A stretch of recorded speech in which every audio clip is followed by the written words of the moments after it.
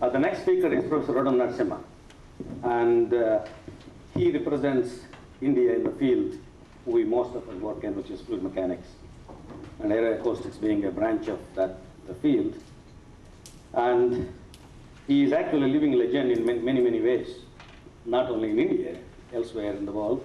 And he worked with Hans Liebmann some years ago, many, many years ago, and then came back, unlike most of us.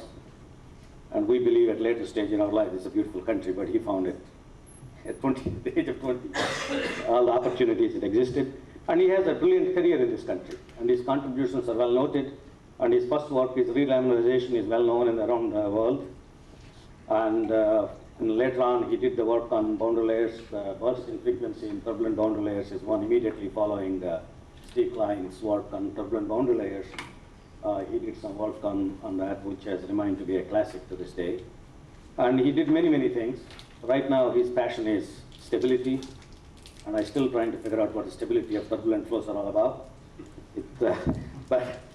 But he was the director of the National Aerospace Laboratories in this country, which is a major organization, deals with aeronautical activity of research, R&D.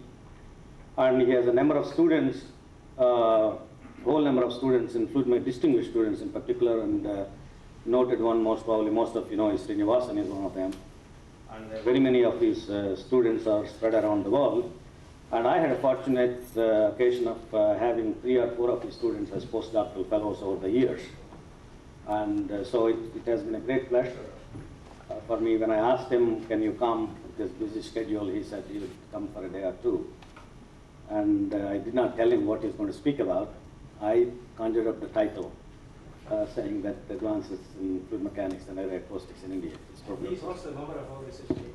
That's right. He also was funded by the ONR, and he's also a foreign member of the National Academy of Engineering of the United States, and many, many accolades. I could go forever, but I will give him that.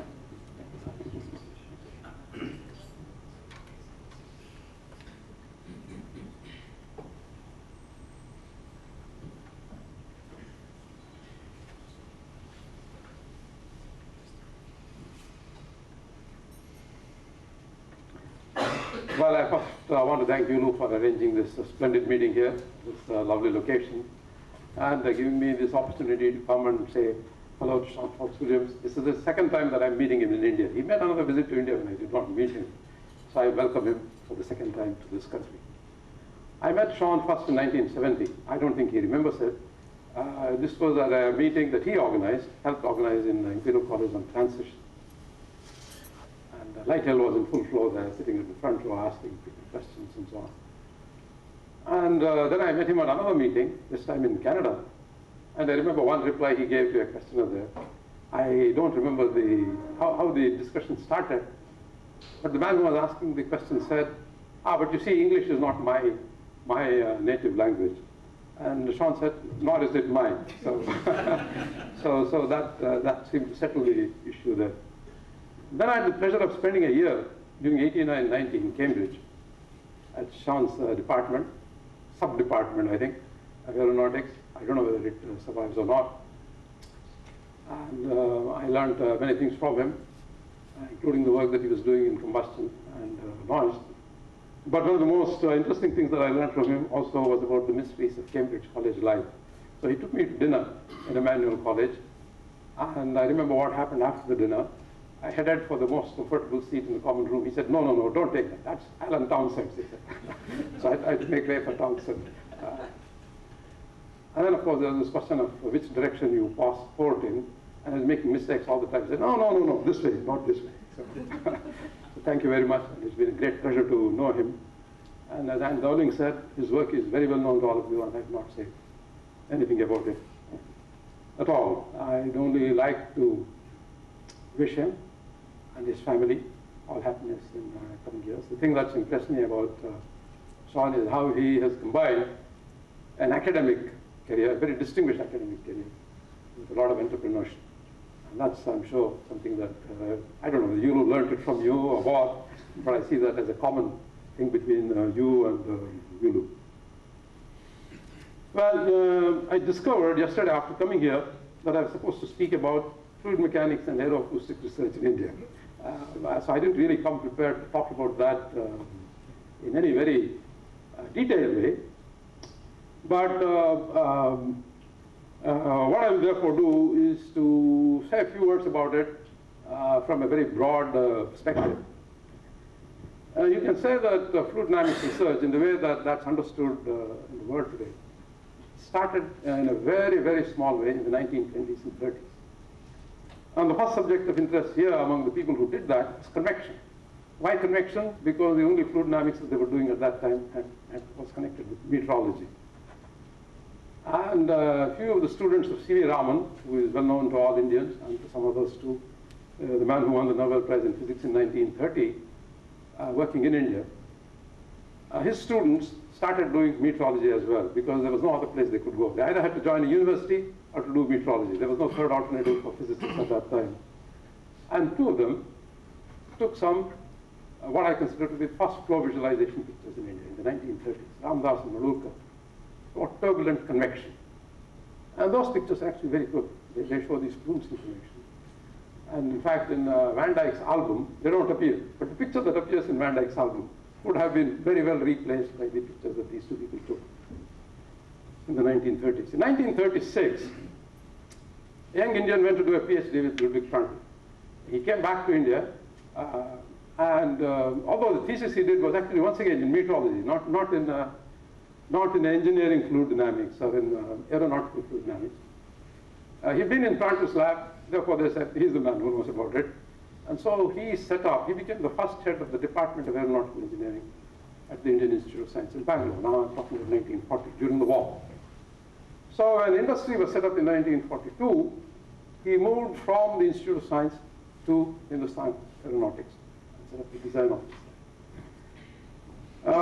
When I joined the institute as a student, and that's a very long time ago actually, it was 1953, the head of the department there was Oskar Tietjens, whom almost all of you will have heard, because he wrote up 2 books based on Prandtl's lectures. Also did some very early interesting work in stability theory. Well, in the 1950s, aeronautical research in India just exploded very fast. It was a period of growth of about 12 or 15 years, not to be matched again since the 1980s, because we went through a period when nothing happened. But in the 50s, partly fueled by Jawaharlal Nehru's enthusiasm, and partly as part of this big enterprise that was building scientific institutions all across the country in every field, Bangalore saw many new labs, the National Aerospace Labs, I think the most important among them, and the Aeronautical Development Establishment, the Gas Turbine Research Establishment, and so on. A large number of them was set up at that time. And that's when, with Satish Dhawan, who was at that time in the Department of Aeronautical Engineering at the Institute, and later on went to become the leader of the country's space program, which he also ran from the Institute of Science for a very long time, a lot of fluid dynamics research started. First at the Institute of Science, and then at the many IITs that have been set up across the country, and some of the universities. There are now 7 IITs in India, and there's a fluid dynamics research now done not only in aerospace where it started, but also in mechanical and chemical engineering, strong groups in these other subjects as well, and also in what we call meteorological and oceanographic fluid mechanics. Let me straight away tell you that the total amount of fluid dynamics research done in India is still a very small fraction of what goes on in the world. So we are really a relatively small player in the subject. But I think that there are many groups, many excellent people who have been doing work in this area, and I'm sure that you will hear about them, from them, during the rest of this meeting. Well, in the title that Yulu gave me, it says Fluid Dynamics and Aeroacoustics Research. And as far as aeroacoustics is concerned, it's very easy to tell you what the situation is. There's almost nothing. Because India is still a very noisy country. And noise is not a major problem. There are other problems which people have to bother about, so they don't worry too much about noise. But if you are beginning to make aircraft, in particular civil aircraft, And India is, I think, taking the first steps now of entry into the civil aircraft industry. Noise, of course, is a major problem. So I was going to say that most of, well, I don't know, must be virtually all of whatever research has been done by Indians, now I make a distinction, by Indians in aeroacoustics, I think have been done in Yulu's lab in Florida. So it's a kind of expatriate research that's being done in aeroacoustics. But as many of them are here, I don't have to tell you what the status is going to be. You're going to find out in the next few days. I want to say 2 words about combustion, although that was not in the title that Yulu gave me. The situation in combustion I find in India is sort of intriguing. Because on the one hand, India now has a major space program, which I think is doing very well. India has some of the biggest solid propellant testing facilities in the world. It's a series of very successful launches that it's made over the last several years. It launches 4 or 5 satellites every year. And I think that it could easily grow very much bigger in times to come. And I think many of the aspects of the technology of these launches have been mastered. But if you look at combustion science, I actually think there is some, but far too little compared to what you would expect from a country in which these programs on rockets and missiles and the nascent program in gas turbine industry is on. For several years in India, we've discussed how we can promote combustion science research, because it's actually very important. I think everybody realizes that. And so last year, Akshay Ranchal, whom you're going to meet on the last day here, and will make a presentation, was given a contract to go around the country and make a little report about what the status of combustion science research is in India. And he is going to tell you the details. Once again, there's no reason for me to talk to you about combustion research a great deal. I think there was something like 10 or 15 people. I know that when I joined the Indian Institute of Science after coming back from Caltech, one of the other people who also joined the institute at the same time was a combustion man. So it's been going on from that time that we're not doing enough work in combustion science. And he and his student, H.S. Mukunda, H.S. Mukunda in particular, I think, has started a lot of very interesting work. At first, actually, in hybrid rockets, and later on in biomass gasifiers. Yes. And I think since then there have been other groups in Madras and in Bombay, some of whom will speak to you here later on. So, I hope that I've met Yulu's demands on what I should say at this meeting through these few remarks.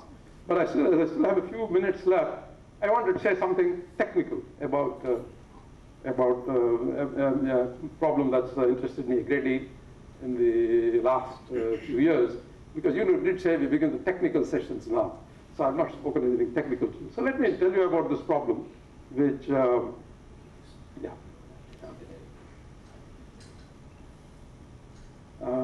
see. On the bottom.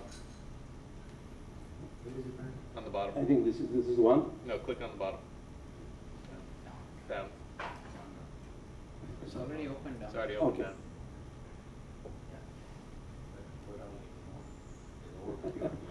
Yeah, we better do it faster. Okay, good.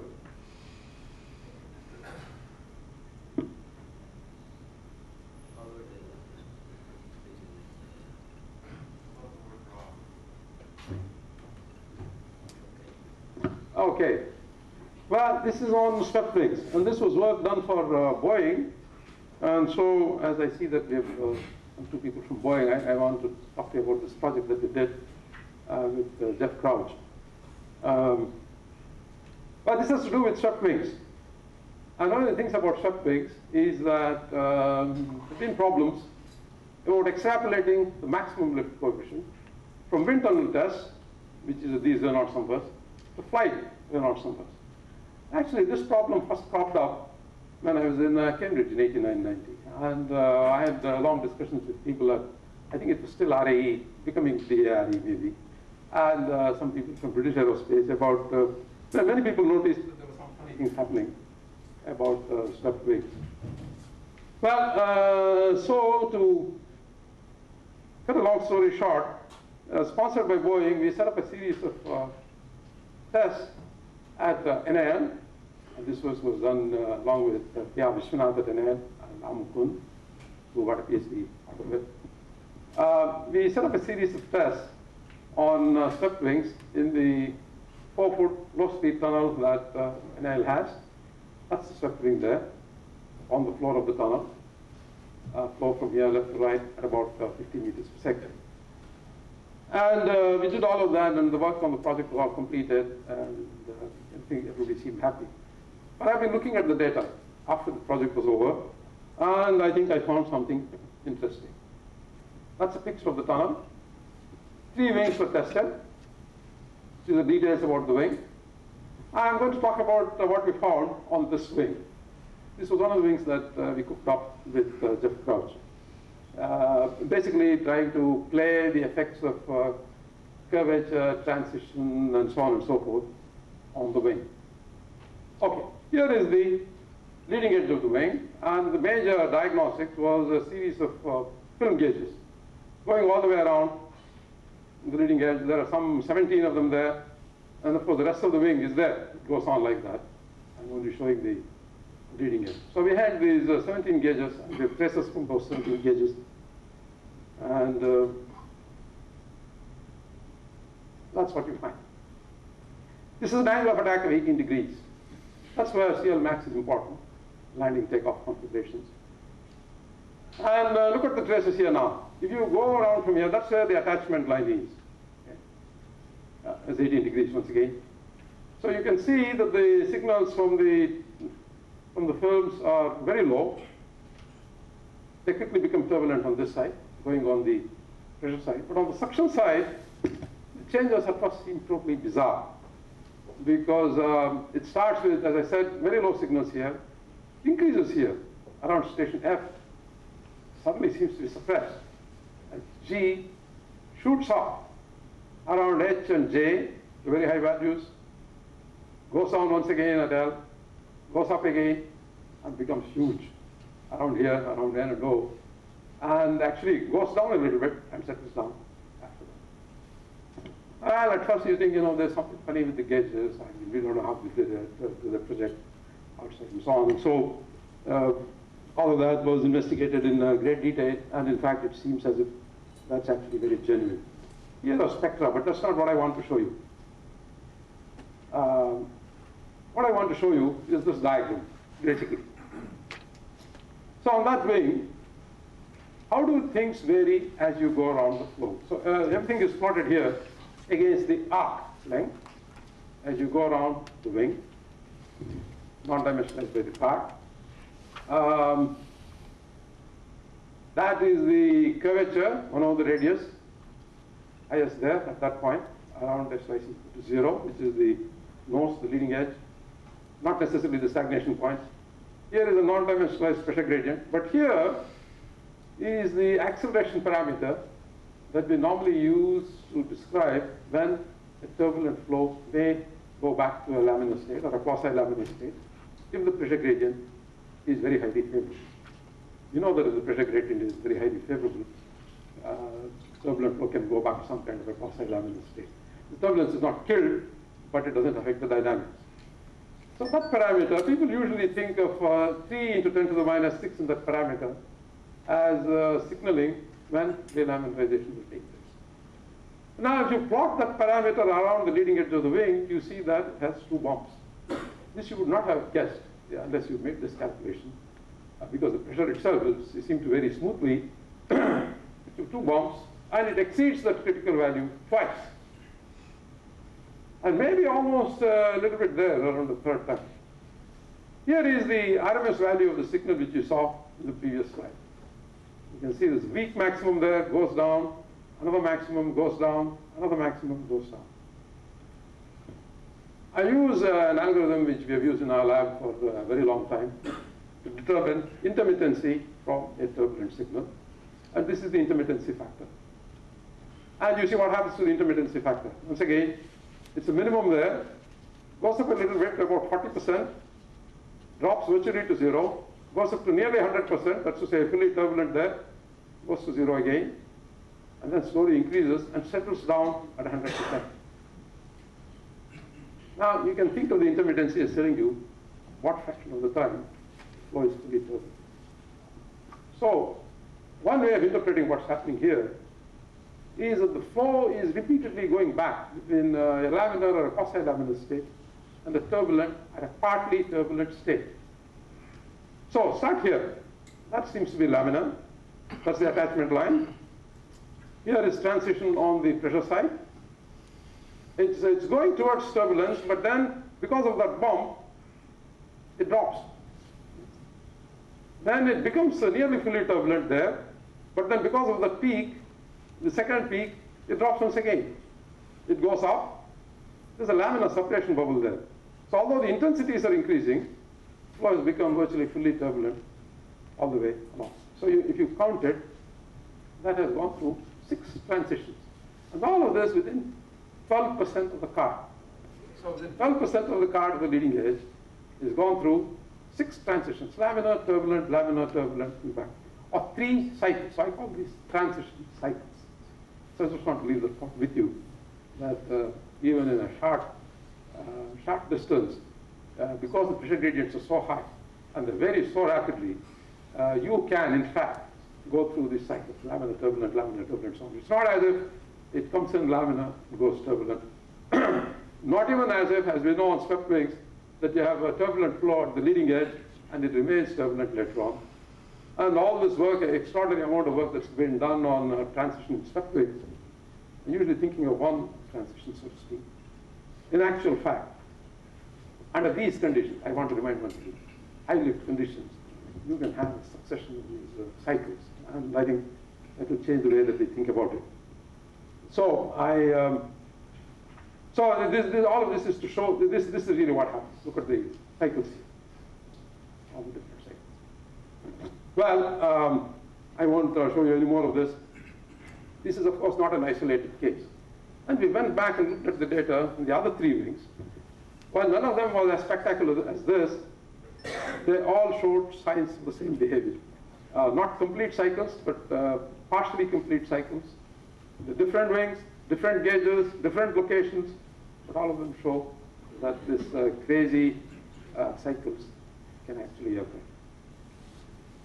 Well, I think that that's really all that I will say. I want to make one more point. I think one that's particularly relevant to this meeting, that there are so many people from the United States and India. So I want to make a sweeping generalization. It's mainly meant for Yulu's benefit and other people. If you look at India now, I think that, after having worked with a large number of people in the country, the talent in this country, I think, is extraordinary. But India as a country still doesn't know how to make use of this talent. I think that till about 10, 15 years ago, there was great reluctance to work with private industry, number one, or with foreigners, like many of you people here. I think there were good reasons for doing that 15 years ago, but I think those reasons have disappeared. And I'm one of those people who in the country now have been advocating that if we have to get more out of ourselves, we're not getting enough out of ourselves. Of that I have absolutely no doubt. If we have to get more out of ourselves, we have to learn to do 2 things here. One is to get private industry involved.